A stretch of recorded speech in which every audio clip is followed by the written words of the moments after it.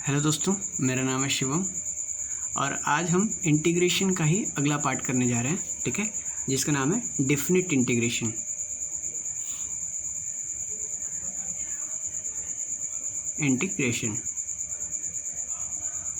Video start होने से पहले ही मैं आपको पहले बता देना चाहता हूं कि कृपया बैकग्राउंड नॉइस पे बिल्कुल ध्यान न दीजिएगा। ठीक है, बैकग्राउंड नॉइस पे बिल्कुल ध्यान मत दीजिएगा। आगे के आने वाले वीडियोस में मैं उसको रिड्यूस करने की कोशिश करूँगा, लेकिन अभी केवल आप कंटेंट पे अपने चैप्टर्स पे फोकस कीजिए। ठीक है, तो देखिए भाई, क्या कर रहे थे कि इंडेफिनिट इंटीग्रल जो अभी तक हमने पढ़ा हुआ है, इंडेफिनिट इंटीग्रल जिसमें हमने integration by parts, integration by substitution, वो सारी चीज़ें हमने पढ़ी हुई है। ठीक है, वो इंडेफिनिट इंटीग्रेशन का कोई लिमिट नहीं था। ठीक है, कि हम उसको किसी बाउंड्री के अंदर या किसी पर्टिकुलर लिमिट के अंदर हम उसको नहीं सॉल्व करते थे। उसकी कोई लिमिट नहीं थी। ठीक है, उसकी कोई भी वैल्यू के मतलब कोई भी फंक्शन की किसी भी वैल्यू के लिए वो सॉल्व हो सकता था। ठीक है, लेकिन अभी जो हम चैप्टर पढ़ रहे हैं डेफिनेट इंटीग्रल, इसमें क्या है कि इसमें एक लिमिट है। ठीक है, तो डेफिनेट इंटीग्रल को सबसे पहले मैं बता दूं कि डिनोट कैसे किया जाता है। तो देखो भाई, डेफिनेट इंटीग्रल को डिनोट किया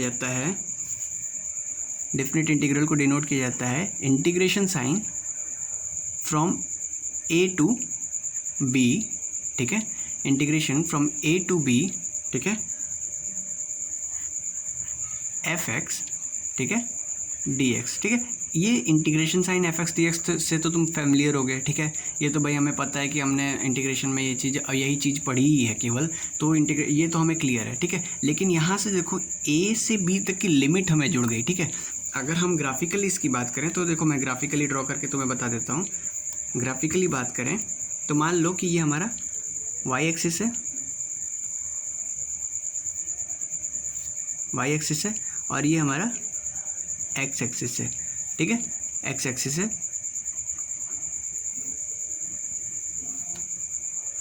ठीक है, तो देखो भाई, कोई भी हमारा फंक्शन है, ठीक है, कोई भी हमारा फंक्शन है, तो मान लो उसका ग्राफ है, ये एफ एक्स का ग्राफ है ये। ठीक है, तो फंक्शन कोई भी कहीं से कहीं तक जाता है और ये हमारी वैल्यू है ए और ये हमारी वैल्यू है बी। तो बेसिकली हम करते क्या हैं, देखना ध्यान से, हम करते क्या हैं कि हम ना डेफिनेट में इस पोर्शन का एरिया निकाल लेते हैं। ठीक है, हमने डेफिनेट में करना कुछ नहीं है, हमने इस जो शेडेड रीजन में शेड कर रहा हूँ उसका एरिया निकाल लेना है। ठीक है, इस पोर्शन का हमने एरिया निकालना है डेफिनेट इंटीग्रल में, और कुछ नहीं करना है। ठीक है, तो भाई देखो, ग्राफ का कोई भी ग्राफ बनेगी, कोई भी फंक्शन होगा, उसके बाउंडेड रीजन का एरिया निकालना ही डेफिनेट इंटीग्रल का काम है। ठीक है, इंटीग्रेशन में क्या करते, इंटीग्रेशन में भी हम एरिया ही निकालते थे, ग्राफ का और कोऑर्डिनेट एक्सिस का एरिया ही निकालते थे, लेकिन उसकी कोई लिमिट नहीं होती थी कि कहाँ से कहाँ तक का एरिया। यहाँ पे हमें लिमिट दे दी कि भाई इस लिमिट से लेकर इस लिमिट तक के बीच का एरिया निकालना है। ठीक है, तो भाई देखो, ये डेफिनेट इंटीग्रल का यही काम है। ठीक है, इसमें ही आगे इंटीग्रेटेड चैप्टर है कि एरिया अंडर कर्व, इसमें ही पढ़ना है हमने। ठीक है, तो अब देखो, हमारे सीबीएसई में एक हमारे मेथड है। ठीक है, लिख लेना, डेफिनेट इंटीग्रल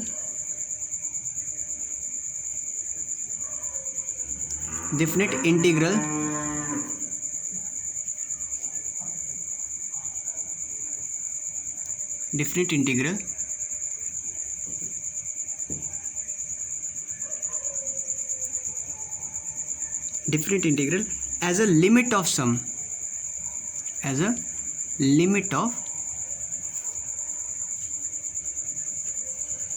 सम, देखो भाई, इसको समझने की कोशिश करो। क्या आता है कि हो सकता है कि जनरली ये तुम्हें इसका क्वेश्चन ना आए, लेकिन हो सकता है कि इसका क्वेश्चन आ भी सकता है तुम्हें। ठीक है, तो देखो ना, definite integral as a limit of sum समझने की कोशिश कर रहे थे हम। ठीक है, लो भाई, अंडरलाइन कर दिया मैंने।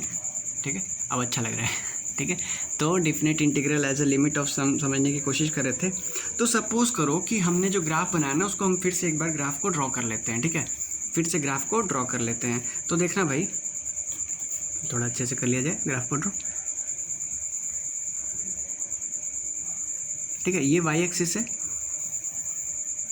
और ये एक्स एक्सिस है। ठीक है, होप दिख रहा होगा तुम्हें, तुम सबको दिख रहा होगा। Definite integral as a limit of sum कर रहे हैं, तो ये हमारा एक्स एक्सिस है और ये हमारा वाई एक्सिस है। ठीक है, अब देखो हमारा ग्राफ है, ठीक है, ये हमारा ग्राफ है y is equal to fx, ठीक है। अगर पेंसिल से ना दिख रहा हो तो केवल ग्राफ देखना, जो भी मैं लिख रहा हूँ वो मैं पेन से भी लिखूँगा, ठीक है। तो देखो, अब देखो ये लिमिट है, लिमिट स्टार्ट हुई यहाँ से, ठीक है। ये लिमिट है a से, ठीक है, और यहाँ तक जाती है, ठीक है, जिसकी वैल्यू है क्या, b, ठीक है ना। a से b तक की वैल्यूज़ है, ठीक है।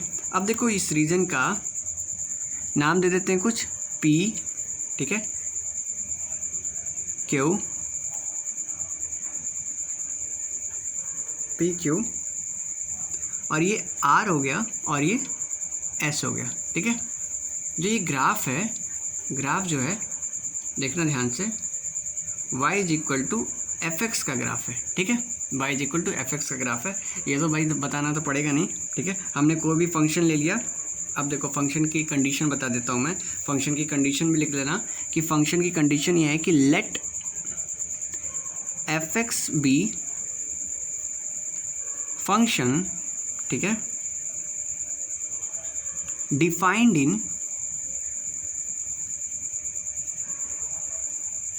In close interval. देखो भाई ये इसका मतलब तुम्हें पता ही होगा, ये क्लोज इंटरवल का साइन है, ठीक है। क्लोज इंटरवल a से b, देखो ना यहाँ पे हमने लिमिट दिया है क्या, a से b तक का, ठीक है। तो एफ एक्स कोई भी फंक्शन है वो हमें a से b तक के बीच में डिफाइंड है, ठीक है। तो देख लेना ये जो एरिया रीजन है ये P Q S R P, ये जो रीजन है हम जो इसका एरिया निकाल रहे हैं P Q S R P. अभी मैंने बताया कि डिफरेंट इंटीग्रल कुछ नहीं है, एरिया ही निकालना है, ठीक है। तो P Q S R P है, ठीक है। अब देखो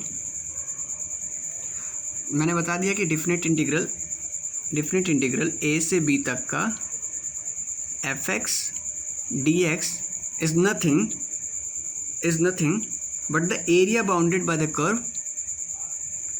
is nothing but the area bounded by curve y is equal to fx, ठीक है भाई, सिंपल है।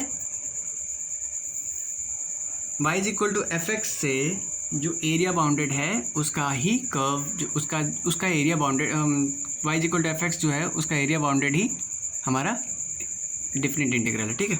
चलो अब देखो, मान लो कि हमें एरिया निकालना है कि भाई P Q R S P, we have to evaluate the area of the region P Q R S P, ठीक है। तो हम क्या करेंगे कि जब हमें मान लो कि हम बड़े से एरिया नहीं निकाल सकते तो हम इसको छोटे छोटे पार्ट्स में डिवाइड कर दें। मान लो ये हमारा एक पार्ट हो गया, देखो ये एक छोटा पार्ट हो गया, ठीक है। लेट्स से ये एक्स आर माइनस वन और ये एक्स आर, वैसे ही यहाँ पे क्या होगा एक्स नॉट, यहाँ पे क्या होगा एक्स वन, उसके बाद X naught, X one, X two, X three, X four, X five, ऐसे ही डॉट डॉट डॉट डॉट जाता रह जाएगा। यहाँ पे एक्स आर माइनस वन और ये एक्स आर हो जाएगा, ठीक है। लास्ट में कहीं जाके ये b हो जाएगा, ठीक है। X n is equal to b, x n is equal to b और x naught is equal to a, ठीक है। ये चीज़ याद रखना, बहुत काम आएगा अभी आगे, ठीक है ना। तो हम क्या करेंगे, ध्यान से देखना कि हमने क्या किया कि a से लेकर के b तक के रीजन को हमने n पार्ट्स में डिवाइड कर दिया, ठीक है।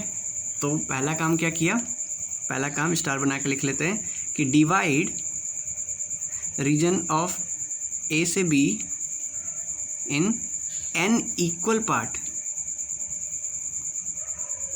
ठीक है। और इसको पार्ट्स को सब इंटरवल कहते हैं, ठीक है। इसको n इक्वल सब इंटरवल्स में डिवाइड कर दिया हमने, ठीक है। अच्छा तो सर इसका फ़ायदा क्या हुआ n इक्वल सब इंटरवल में डिवाइड करने का? तो फ़ायदा ये हुआ भाई, देखो हमें इजी हो गया ना कि हम छोटा छोटा निकाल के ऐड कर देंगे तो बड़ा हमारा एरिया निकल जाएगा, ठीक है। तो भाई तो सर निकाल के दिखाओ, ठीक है। तो निकाल के दिखाते हैं भाई। देखो सब इंटरवल डिवाइड किया, मान लो क्या एक्स नॉट से लेकर एक्स वन, ठीक है। फिर एक्स वन से लेकर के एक्स टू, फिर x2 से लेकर के x3, ठीक है, एंड एक्स आर माइनस 1 से लेकर के एक्स आर, ठीक है, एक्स आर, ठीक है, फिर एक्स एन माइनस 1 से लेकर के एक्स एन, ये लास्ट हो गया ना भाई। तो इतने इंटरवल्स में, अब देखो ये डॉट डॉट डॉट का मतलब है कि बीच में कुछ रहने दिया मैंने, ठीक है। अब देखो ना 1 2 3 4 dot dot dot dot dot till infinity, ठीक है। तो वो लास्ट नंबर जो है इन्फिनिटी है, ठीक है, स्टिल 100 कर लेते हैं, जैसे 1 2 3 dot dot dot dot dot 100। तो इसका मतलब ये होता है कि इसमें इसके बीच में सारे नंबर्स आ गए, 4 5 6 7 8 9 टिल 99 तक सारे नंबर ये डॉट डॉट डॉट से डिनोट हो गए थे। वैसे यहाँ पे डॉट डॉट डॉट से कि इसके बीच में जितने भी आते हैं सब इससे डिनोट हो गए। अब सब तो लिख नहीं सकते हम, क्योंकि हमें तो पता ही नहीं एन की वैल्यू क्या है, ठीक है। तो देखो भाई, मैंने बताया ना, अब देखो एक्स नॉट क्या हो जाएगा, ए हो जाएगा, ठीक है। अब मान लो ये जो गैप है ना, ये जो गैप है ये वाला, ठीक है, ये जो गैप है हम क्या कहते हैं, इसको एच से डिनोट करते हैं, स्मॉल एच, वो होल उसका या फिर उसका गैप, उसके गैप को कहते हैं, ठीक है। तो एक्स नॉट क्या हो गया, ए हो गया। एक्स वन क्या हो जाएगा, ए प्लस एच, एक्स टू ऐसे ही ए प्लस 2h, एक्स एन क्या हो जाएगा, ए प्लस एन एच हो जाएगा ना।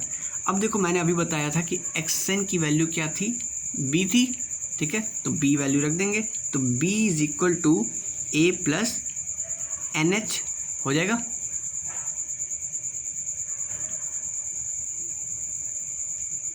चलो, तो यहाँ से हम h की वैल्यू निकाल लेंगे, तो h की वैल्यू क्या आ जाएगी, देखो भाई ध्यान से, h is equal to B minus A upon N, बड़े काम की चीज़ आई है अभी, ठीक है, b minus A upon N आ गई, ठीक है, h इज इक्वल टू, अब देखो या n is equal to b minus A upon h, ठीक है, b minus A upon h। तो देखो भाई n जो है इन्फिनिटी हो जाएगा, कब n इन्फिनिटी हो जाएगा, जब h क्या हो जाएगा, 0 हो जाएगा, ठीक है। क्या कह रहा हूँ मैं कि n जो है इन्फिनिटी हो जाएगा जब h क्या हो जाएगा, 0 हो जाएगा। अच्छी बात है। अब भाई फिर से ग्राफ में आ जाओ, ठीक है, ग्राफ में फिर से आ जाते हैं। तो ग्राफ में इसका नाम रख देते हैं ए, क्या है, ए, ठीक है, यहाँ पे ए हो गया, यहाँ पे हो गया अपना बी, यहाँ पे हो गया अपना एल, ठीक है, यहाँ पे हो गया अपना सी, ठीक है। अब देखो ग्राफ, अब ऐसे स्ट्रेट लाइन तो है नहीं, यहाँ पे ये जो है ये रीजन है स्ट्रेट लाइन, तो ये तो ऐसे कुछ इंक्लाइंड है, ठीक है, ग्राफ इंक्रीजिंग है ना, तो इंक्रीजिंग या डिक्रीजिंग कुछ भी होगा तो ये ग्राफ इंक्लाइंड होगा, स्ट्रेट लाइन तो होगा नहीं, ठीक है। स्ट्रेट लाइन होगा तो और अच्छी बात है, लेकिन यहाँ पे स्ट्रेट लाइन तो है नहीं, ठीक है। तो क्या है कि ये एक रेक्टेंगल बना ए बी एल सी, ठीक है, एक रेक्टेंगल बना अपना क्या, ए बी एल सी, ठीक है। अब देखो ये एक ट्रायंगुलर रीजन ऐसे बन गया, ऐसे बन जाएगा, ठीक है।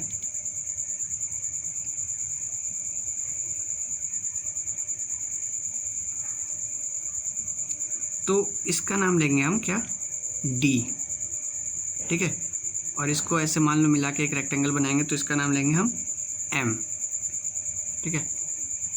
ग्राफिकली तुम लोग बनाओगे तो समझ में आएगा कि ये जो रीजन लिया ना, ये यही लाइन है, ठीक है, यही वाली लाइन है, ठीक है, उसको थोड़ा सा इंक्लाइन करके लिया। मान लो ग्राफ हमारा कुछ ऐसे रहता, ठीक है, ऐसे जाता ग्राफ हमारा कुछ, तो ये वाला रीजन लिया, ठीक है। तो मान लो y is equal to F X का ग्राफ है ये, ठीक है, तो ऐसे बन गया। तो इस ग्राफ पे ध्यान देना, इसका स्क्रीनशॉट लेके रख लो, ठीक है। आप अभी मैं आगे इसके बारे में और बताऊंगा।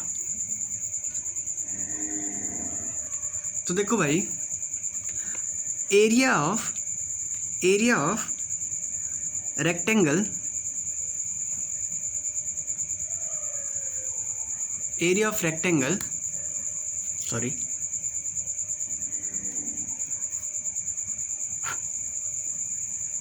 एरिया ऑफ रेक्टेंगल ABLC पकड़ा हमने, ठीक है। ABLC दिख रहा है, ABLC कहाँ था। अब वापस से वीडियो को पॉज करो, बैक करो, अब उस ग्राफ पे जाओ, पता चलेगा कि ABLC था कहाँ पे हमारा, ठीक है। तो देखो एरिया ऑफ रेक्टेंगल ABLC देखोगे ध्यान से तो छोटा होगा किससे, एरिया ऑफ रीजन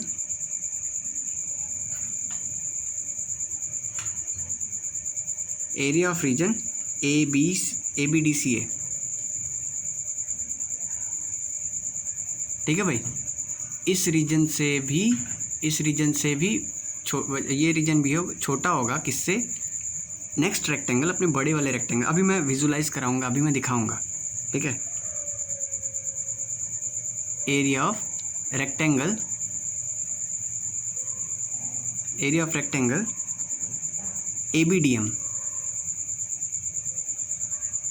ABDM से ये भी छोटा होगा, ठीक है। समझना, ये लिखा हुआ दिखा दिया मैंने, ठीक है। कॉपी पे लिख लो, मैं ग्राफ में अभी बताऊंगा अभी इसको, ठीक है। अभी जो मैंने बताया ना, वो डायग्राम बनाया ना, उसमें अभी ये चीज़ समझाऊंगा कि क्या हुआ, कैसे हुआ, ठीक है। अभी तो ये चीज़ें ऊपर से जाएंगी, ठीक है। इसको नोट कर लेना अच्छे से कॉपी में, फिर मैं इसको अच्छे से समझाऊंगा अभी जो अपने डायग्राम में, ठीक है। तो नोट कर लिया, जल्दी से वीडियो को पॉज करके यहीं पर नोट कर लो, ठीक है। अब देखो आगे बढ़ते हैं। हाँ तो भाई देखो, मैंने बोला था कि ग्राफ में मैं समझाऊंगा, समझो। एरिया ऑफ रेक्टेंगल ABLC, देखो ना ये रेक्टेंगल हो गया ना, ये जो है रेक्टेंगल हो गया, ठीक है। तो एरिया ऑफ रेक्टेंगल ABLC, ठीक है, ये छोटा होगा किससे, एरिया ऑफ रीजन ABDC से। देखो ना ये थोड़ा सा ट्रायंगल वाला एरिया बढ़ गया ना, ट्रायंगल वाला एरिया बढ़ गया इससे, इस रेक्टेंगल से थोड़ा सा बढ़ गया। तो ये जो ये ABDC ए वाला जो रीजन है, ये वाला रीजन जो है, इसका एरिया इस रेक्टेंगल के एरिया से तो बड़ा है। अब देखो ये जो बड़ा वाला रेक्टेंगल है ABDM का एरिया इस रीजन से भी बड़ा है, ठीक है। यही तो अपने ग्राफ में था, ठीक है। यही तो अपने अभी जो मैंने लिखा था, यही तो था उसमें, ठीक है। तो देखो हमें पता है कि अगर H जो है, if H tends to zero then XR - 1 minus XR, ठीक है, या सॉरी XR - 1 टेंस टू 0, ठीक है। इसकी वैल्यू भी 0 हो जाएगी जब H जो होगा 0 का, यानी कि इसका गैप जो है ना, ये जो गैप है ये जैसे जैसे कम होता जाएगा ना, जैसे जैसे 0 के करीब होता जाएगा, ये भी वैल्यू देखो XR - 1 ये जो गैप है ना, ये डिफरेंस है ना, ये भी 0 होती जाएगी, ठीक है। तो हमारा एरिया क्या बन जाएगा, अब देखो ऐसे ही एक रीजन होगा, यहाँ पे X3 X4 X5 X6, ठीक है। ऐसे ही रीजन, ये सारे रीजन्स होंगे, ठीक है। तो ध्यान से देखना कि हम कैसे दिखाएंगे ये जो हमने इनइक्वालिटी अभी समझाई है ना, ये जो इनइक्वालिटी हमने यहाँ पे समझाई है ना, area of rectangle ABLC less than area of region ABDCA is less than area of rectangle ABDM, ठीक है। इस चीज़ को हम अब थ्योरेटिकली कैसे समझाएंगे, तो देखो सम कैसे है, H into small h into H जो है गैप है, ठीक है ना, गैप Fx0, ठीक है, फंक्शन की उस जगह की value plus Fx1 plus Fx2, ठीक है, टिल Fxn-1, ठीक है ना, n-1 तक ये जाएगा। फंक्शन की उस जगह की वैल्यू छोटा छोटा जोड़ते जाएंगे, ठीक है। y की वैल्यूज छोटी जोड़ते जाएंगे, ठीक है। उसमें h का मल्टीप्लाई कर देंगे तो वो एरिया आ जाएगा। h क्या है, h जो है वो गैप है, ठीक है ना। अब देखो एरिया ऑफ रेक्टेंगल क्या होता है, ठीक है, ये जो गैप है इसको h है, और ये जो वैल्यू निकाल रहे हैं ना हम, ये Fx1 है, Fx0 है, Fx1 है, Fx2 है, तो ऐसे ऐसे छोटे छोटे रेक्टेंगल्स का एरिया जुड़ता जाएगा और छोटा छोटा रेक्टेंगल्स मिलके वो पूरा कर्व बना देगा। ठीक है, तो देखो S N is equal to ये आ गया। ठीक है, मान लो इसको फर्स्ट कर देते हैं। ठीक है, चलो इसको और क्या लिख सकते हैं, समेशन, पहले एच लिख लिया, summation R is equal to 0 से लेकर के are is equal to n-1 तक एफ एक्स आर। ठीक है ना, इसी को आसान भाषा में लिख लिए, आर इज इक्वल टू 0 से are is equal to n-1 तक गया ना, देखो ना 0 1 2 3 4 n-1 तक गया।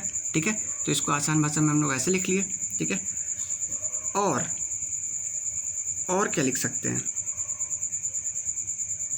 मान लो कि x0 से ना चल के x1 से गया, तो हम क्या लिख सकते हैं इसको, S N, capital S N is equal to H F x1 plus F x2, सीधी बात है।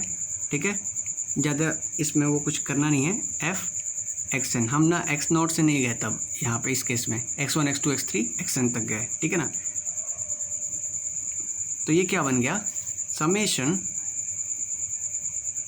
h पहले लिख लिया, r इज इक्वल टू 1 से लेकर के r is equal to n तक f एक्स आर। ठीक है, बस ये दूसरा लिख लेना। ठीक है,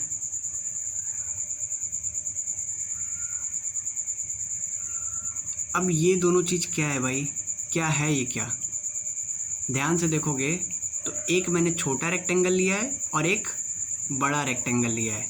तो ये वाला जो छोटा वाला है ना, ये छोटे रेक्टेंगल का एरिया है। ठीक है, सभी छोटे छोटे छोटे रेक्टेंगल्स का एरिया मैं अब समझाता हूँ। ये जो नीचे वाला रेक्टेंगल है ना, यहाँ वाला नीचे वाला रेक्टेंगल ABLC, वैसे ही इसमें भी, इसके पहले वाले में भी छोटा रेक्टेंगल बनेगा, इससे पहले वाले एक छोटा रेक्टेंगल, सब में छोटा रेक्टेंगल तो बनेगा ही। देखो यहाँ पे भी एक छोटा रेक्टेंगल बना ना, फिर यहाँ पे ट्रायंगल ऐड हुआ, फिर उसमें बड़ा एक रेक्टेंगल बना, इसमें भी एक छोटा रेक्टेंगल बनेगा। ठीक है, और एक ट्रायंगल ये ऐड हुआ छोटा सा। ठीक है, फिर ये बड़ा रेक्टेंगल बना। ठीक है, तो सब में छोटा रेक्टेंगल बनेगा ही। तो ये जो हमने लिखा था ना, S N is equal to small S N is equal to H, ये सब जो लिखा था ना, ये हमने छोटे वाले रेक्टेंगल का एरिया, सब एरिया लिखा था। ठीक है, और S N is equal to ये जो लिखा था, ये बड़ा वाला, तो ये उस बड़े रेक्टेंगल का,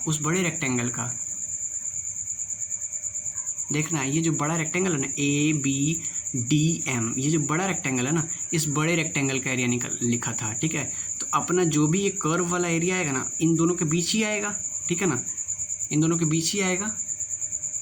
देखो लिखा है ना हमने कि ये जो कर्व का रीजन का एरिया है, वो इन दोनों के बीच ही आ रहा है। ठीक है ना, तो क्या कहता है हमने, स्मॉल एस एन का एरिया, ठीक है, area of, small S N जुड़ गया, area of region PQRSP is less than SN, capital SN। देखो ये बहुत पते की बात है। ठीक है, ग्राफ में जाओ, फिर से ग्राफ में जाओ, अपना ग्राफ ड्रॉ करके एरिया ऑफ सभी छोटा वाला रेक्टेंगल्स, सभी छोटे वाले रेक्टेंगल्स का एरिया जोड़ दिया। ठीक है, सभी छोटे वाले रेक्टेंगल का एरिया जोड़ दिया। ये जो होगा उसमें देखो थोड़ा थोड़ा ऊपर गैप बच जाएगा ना, थोड़ा थोड़ा ऊपर गैप बच जाएगा। ठीक है, तो ये जो सभी छोटा वाला रेक्टेंगल का एरिया जुड़ गया ना, तो उसका एरिया और सभी बड़े वाला रेक्टेंगल का एरिया, तो देखो उसमें थोड़ा सा एक्स्ट्रा होता जा रहा है सब में। ठीक है ना, ये पूरा P कहाँ गया, ये PQSR या PQSRP वापस से। ठीक है, इस रीजन के एरिया, ये जो रीजन का एरिया है, इन दोनों रेक्टेंगल्स के एरिया के सम के बीच में ही कहीं आएगा। तो वही तो मैंने लिखा अभी, देखो यहाँ पे जो मैंने लिखा ना, SN और area of region PRSQP is less than capital SN, तो बड़ा वाला रेक्टेंगल का एरिया ये हो गया, बड़े वाले रेक्टेंगल का एरिया का सम ये हो गया, और छोटे वाले रेक्टेंगल का एरिया का सम ये हो गया। और अपना जो कर्व है ना, कहीं यही आएगा बीच में, इन दोनों के बीच में कहीं आएगा। ठीक है, तो देखो मान लेते हैं लेट कि अब जो n जो है ना इन्फिनिटी, यानी h जो है ना, वो जो गैप था ना बीच में, ये जो गैप था ना बीच में, इसको हम 0 टेंस करते हैं। तो let n tends to infinity यानी h टेंस टू 0, ठीक है। तो हम लिमिट सब तो दोनों तरफ लगा दें, ठीक है। तो लिमिट अगर n टेंस टू 0 हो जाएगा, n टेंस टू इन्फिनिटी हो जाएगा ना, तो Sn is nearly equal to capital Sn और nearly equal to area of region PRSQP, ठीक है ना। जब n टेंस टू इन्फिनिटी हो जाएगा यानी h जो है बिल्कुल 0 के करीब होने जाएगा, तो ये area of region PRSQP P के बराबर, लगभग बराबर हो जाएगा, ठीक है ना। बराबर नहीं, बिल्कुल लगभग बराबर। तो देखो भाई, limit n tends to infinity for Sn is equal to limit n tends to infinity for small sn, ठीक है ना, is equal to area of PRSQP, ठीक है। And which is equal to, मैंने बताया था ना, एरिया ऑफ एनी ग्राफ, ठीक है, क्या होता था अपना डेफिनेट इंटीग्रल होता था a to b fx dx, ठीक है। किसी भी ग्राफ का एरिया निकालना था तो हम इंटीग्रेशन से ही निकालते थे ना, डेफिनेट से, ठीक है। अभी बताया था मैंने स्टार्टिंग में ही इसके, ठीक है। तो देखो, अगर हम जो अभी मैंने लिखा, ये जो लिमिट्स लिखी, ठीक है, उस पे जाएंगे तो हम क्या लिख सकते हैं इसको, from limit a to b fx dx is equal to limit n tends to या h tends to 0 h F A X naught को, या एक्स नॉट को हम क्या लिख सकते हैं, एफ ए लिख सकते हैं, F A plus H plus F A plus 2h dot dot dot F A plus n-1 into H लिख सकते थे, बिल्कुल लिख सकते थे। अब देखो, h की वैल्यू हमने निकाली थी अभी। h की वैल्यू क्या आई थी, देखो ध्यान से, वीडियो को ध्यान से देखा होगा तो तुम्हें पता होगा कि h की वैल्यू हमारी आई थी क्या, b-a/n आई थी h की वैल्यू, ठीक है ना। तो हम h की वैल्यू यहाँ पे पुट कर देंगे, क्योंकि हमने n को इन्फिनिटी पुट किया, तो यहाँ पे हम जरूरी है कि हम n लगाएं ना, s तो लिख नहीं सकते, तो s तो हमने बस समझाने के लिए लिख दिया, ठीक है। यहाँ पे n लगाएंगे, ठीक है। तो limit a to b fx dx is equal to limit n tends to infinity b-a/n, ठीक है, F A plus F A plus H, ठीक है, till F A plus n-1 into H. Clear है। तो यही जो है हमारा ना, यही जो है। अब देखो, यहाँ इसके लिए एक और कंडीशन है, क्या, कि h is equal to b-a/n, ये तो मैंने आपको स्टार्टिंग में ही बताया, h is equal to b-a/n and h is equal to b-a tends to 0 as n tends to infinity. जैसे जैसे n जो है इन्फिनिटी की तरफ जाएगा, ये h क्या होगा, 0 की तरफ जाएगा। तभी तो हमने यहाँ पे h को रिप्लेस कर दिया किससे, b-a/n से, और h को यहाँ पे टेंस टू 0, यहाँ पे n टेंस टू इन्फिनिटी हमने रिप्लेस कर दिया, ठीक है भाई। अब देखो, ये जो हमारा एक्सप्रेशन है ना, ये जो हमारा एक्सप्रेशन है, this is called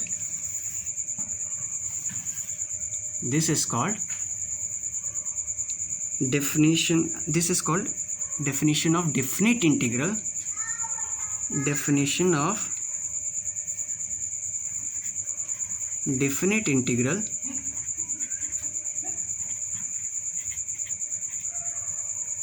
as limit of sum, ठीक है। This is the definition of definite integral as a limit of sum. मिलेंगे अपने नेक्स्ट वीडियो में हम प्रॉपर्टीज़ ऑफ डेफिनेट इंटीग्रल के साथ। Till then thank you.